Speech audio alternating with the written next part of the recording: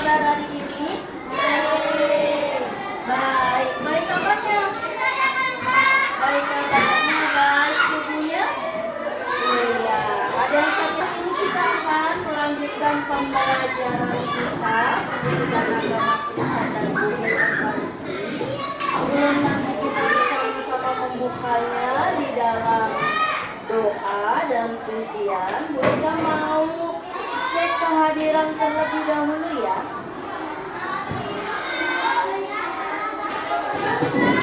Baik, hari ini kelas 5 Queen Alexa Mutiara Lopo,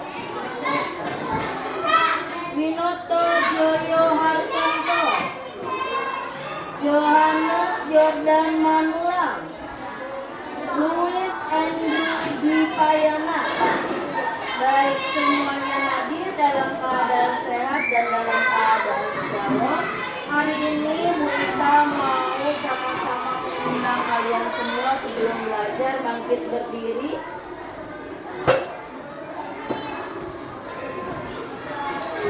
Kita mau nyanyikan satu buah lagu. Kita mau menyanyikan Yesus itulah satu-satunya penolongku yang sungguh, ya. Sebelum kita nanti berdoa bersama-sama. 1, 2, 3. Yesus itulah satu-satunya penolongku yang sungguh. Dia berjanji akan kembali angkat kita semua.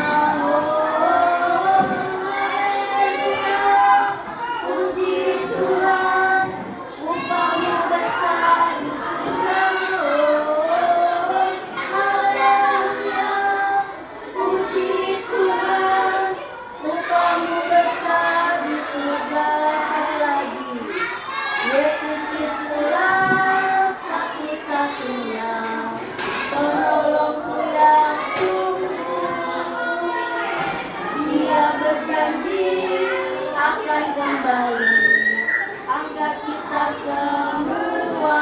Oh, haleluya, puji Tuhan, upah-Mu besar di surga. Oh, haleluya, puji Tuhan, upah-Mu besar di surga.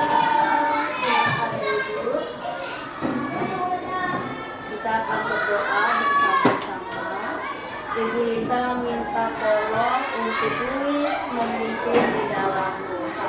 Silakan Louis berdiri di tempat, pimpin doa teman-teman yang kencang suaranya ya.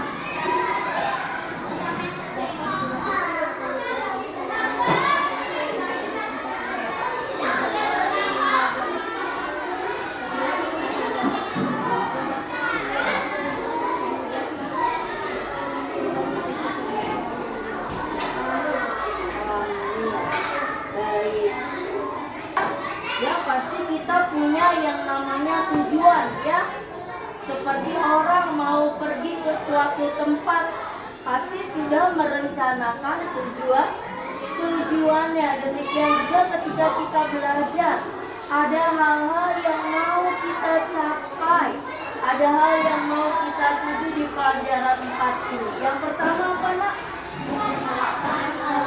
Yesus lahir ke dunia berdasarkan narasi Alkitab. Yang kedua, mendaftarkan hal-hal yang dapat dilakukan untuk meneguhkan iman percaya kepada Yesus.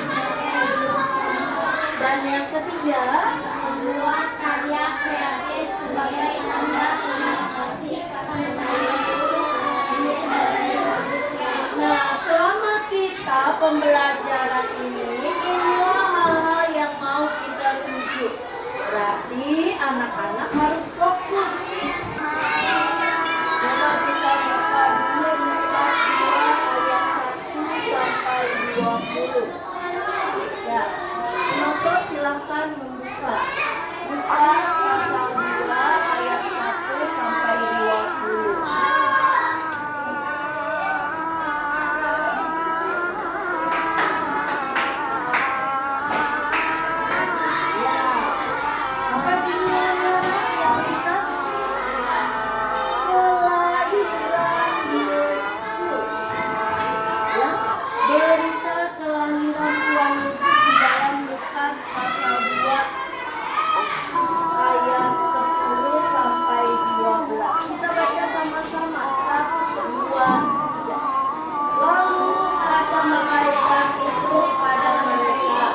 Jangan takut, sebab sesungguhnya aku memberitakan kepadamu kesukaan besar untuk seluruh bangsa. Hari ini telah lahir bagimu juru selamat, yaitu Kristus Tuhan di kota Daud.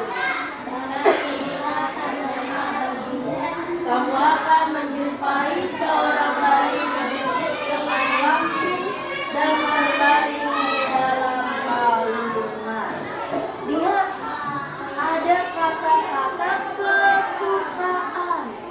Jadi, kelahiran Tuhan Yesus pun membawa yang namanya sukacita. Bagi siapa? Bagi seluruh bangsa. Nah, berita ini disampaikan oleh Tuhan Yesus, disampaikan oleh para malaikat kepada para gembala. Gembala ditemui oleh malaikat dan disampaikan bahwa akan ada seorang juru selamat yang lahir di kota Daud. Berita selanjutnya, ya, disampaikan juga kepada ayah dari Tuhan Yesus. Jadi kita mau lihat, ya, ayah dari Tuhan Yesus bukan karena darah dan daging, tapi karena Allah yang menaruh kasih dalam diri ayah Yesus. Ketika Allah merencanakan bayi Yesus dilahirkan oleh seorang perawan kudus yaitu Maria. Kita baca sama-sama Matius pasal 1 ayat 20 sampai 22.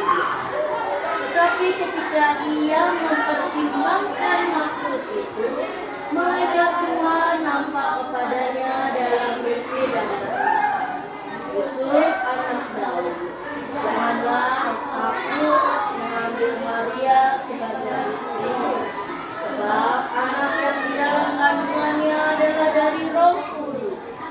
Ia akan melahirkan anak laki-laki dan engkau akan menamakan dia Yesus, karena dialah yang akan menyelamatkan umatnya dari dosa. Dan itu terjadi supaya genaplah yang difirmankan Tuhan oleh Nabi. Sesungguhnya anak darah itu akan mengandung dan melahirkan seorang anak laki-laki, dan mereka akan menamakan dia Immanuel, yang berarti Allah menyertai kita.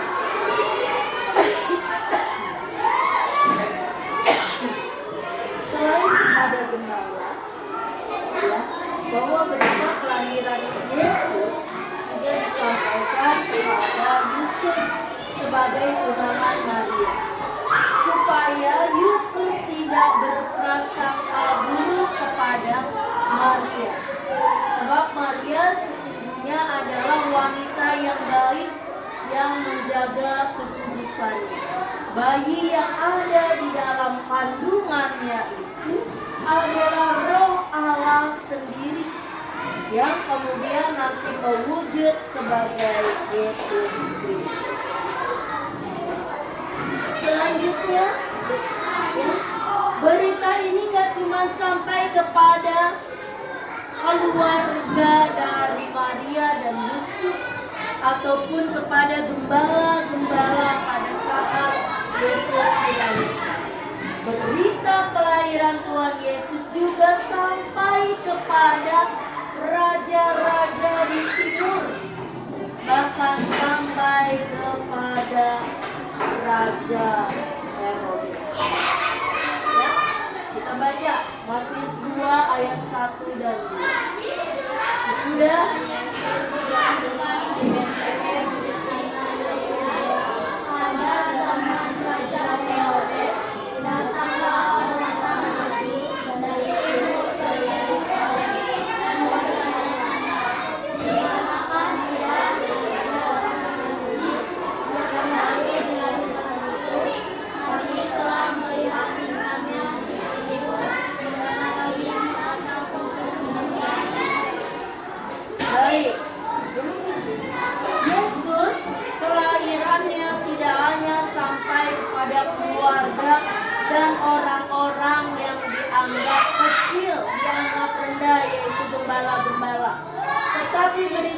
kelahirannya juga sampai kepada raja-raja dunia, bahkan Raja Herodes, ya, yang memerintah pada saat itu.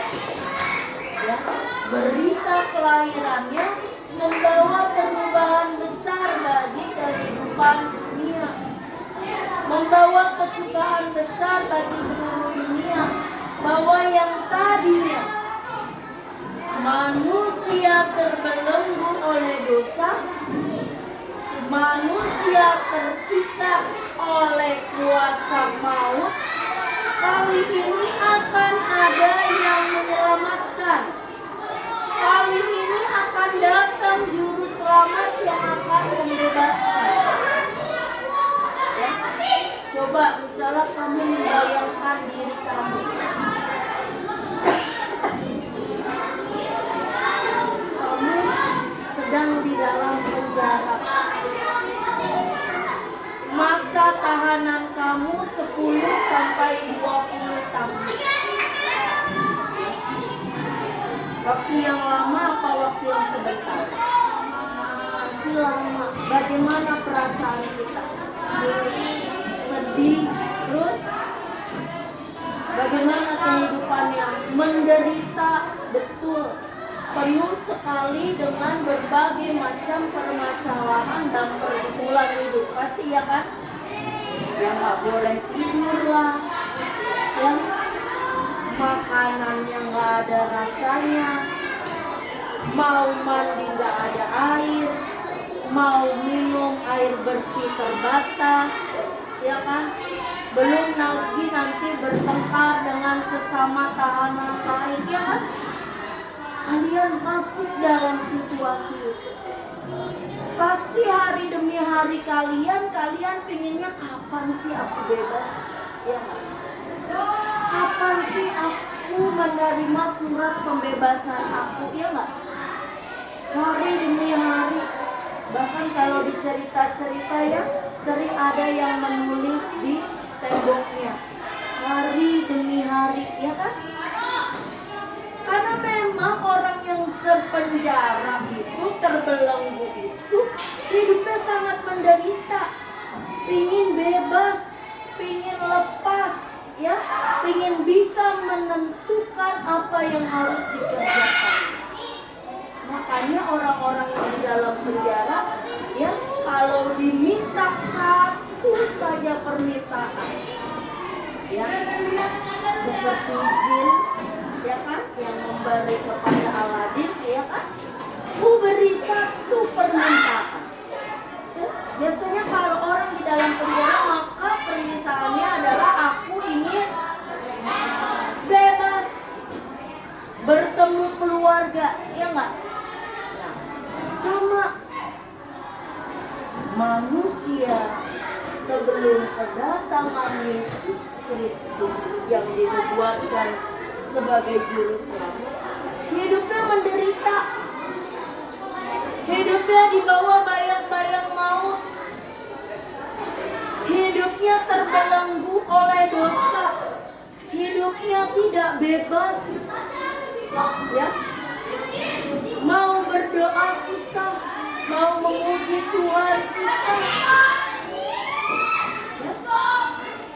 Tapi kini ada berita kelahiran Yesus membawa kesukaan. Itu seperti orang di dalam penjara yang menerima pembebasan. Sekarang sikap kita, ya kan? Kalau tadi Yesus karena begitu besar kasihnya, dia mau datang, dia mau hadir, dia mau menyelamatkan kita, memberi hidup kekal kepada kita, ya. Jadi bagaimana dengan orang-orang yang kemudian memperoleh keselamatan daripada Allah? Orang-orang yang telah mendapat keselamatan itu, ya, hendaklah juga mengalami yang namanya perubahan. ada dua perubahannya, adalah sikap hati dan kemudian diwujudkan dalam perbuatannya. Perubahan sikap itu yang membawa kita kepada doa syukur tempat. Seperti orang timur tadi ya, orang Majus dari timur. Saking bahagianya, saking syukurnya melimpah-limpah, dia bawa itu kemenyan, dia bawa itu mur, dia bawa itu emas. Tanggung jumlahnya. Ya, kelahiran Tuhan Yesus membawa doa syukur di sepanjang kehidupan. Demikian juga dengan kita. Kalau kita memaknai kelahiran Tuhan Yesus dengan baik, maka itu akan membawa doa syukur di sepanjang kehidupan. Oke.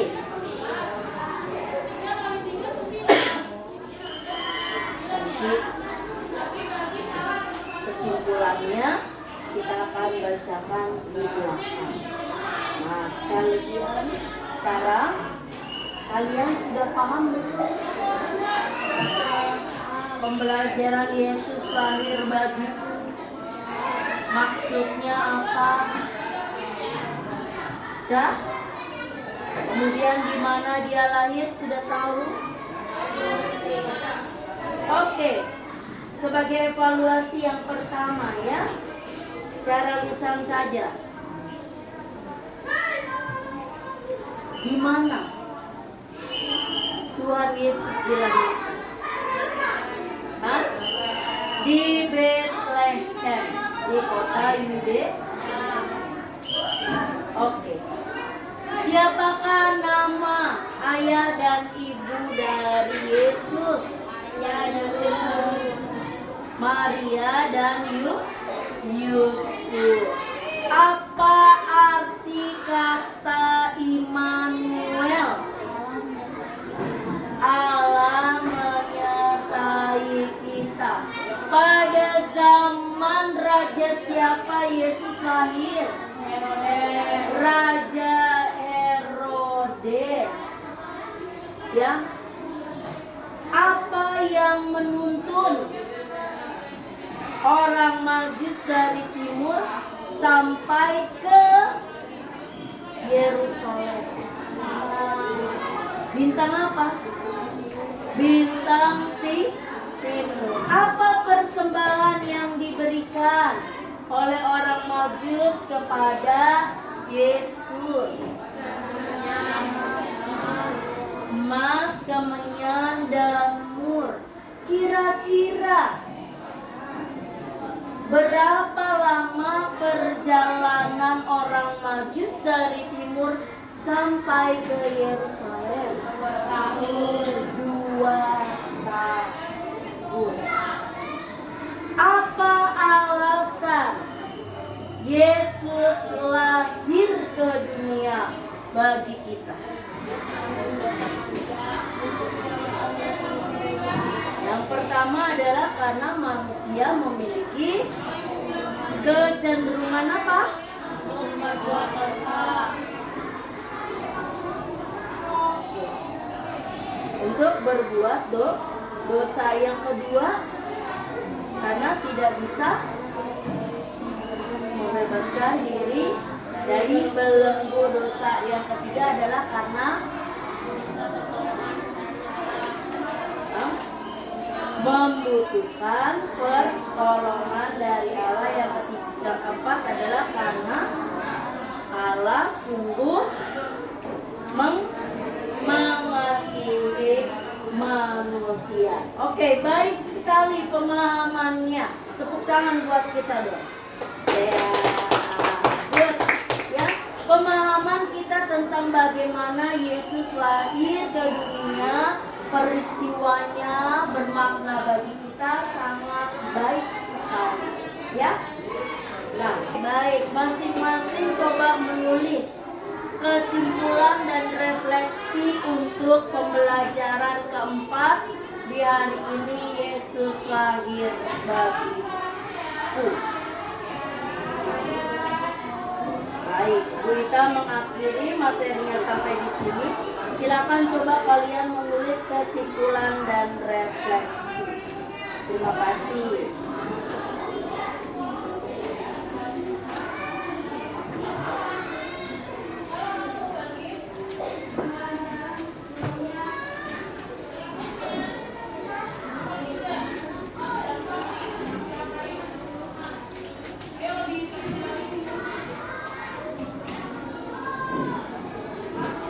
Yuk, coba tuliskan kesimpulan dan refleksi.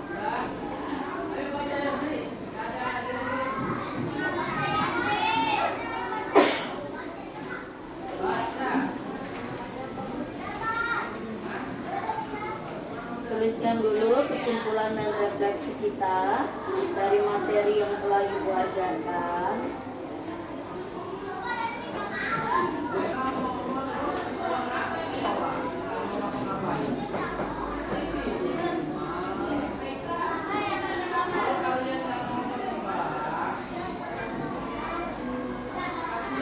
Bisa menuliskan refleksi dan kesimpulan.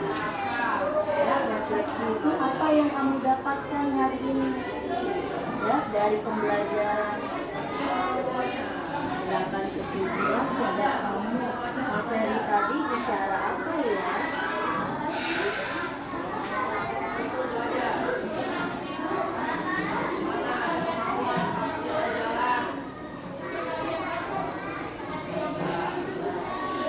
Hari ini aku belajar tentang ini.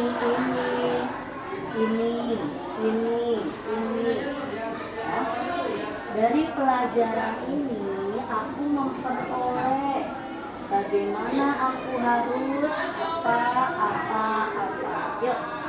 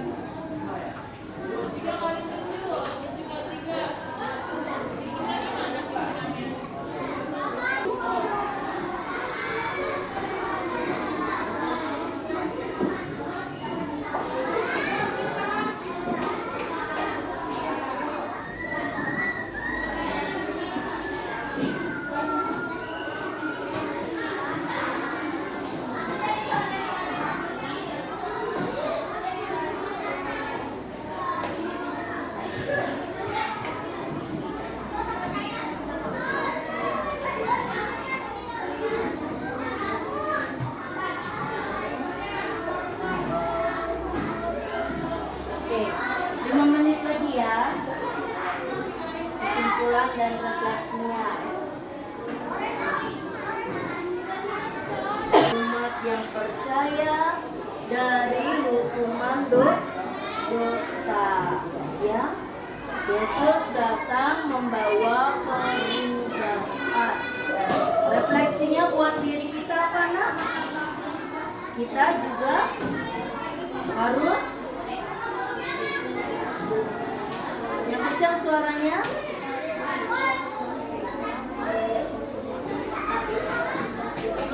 Betul sekali, Luis. Kita harus mensyukuri kelahiran Yesus, kehadiran Allah dengan merubah diri kita. Baik, sampai di sini pembelajaran hari ini. Kita akan menutup pembelajaran hari ini. Semuanya boleh dirapikan bukunya. Kita bangkit berdiri.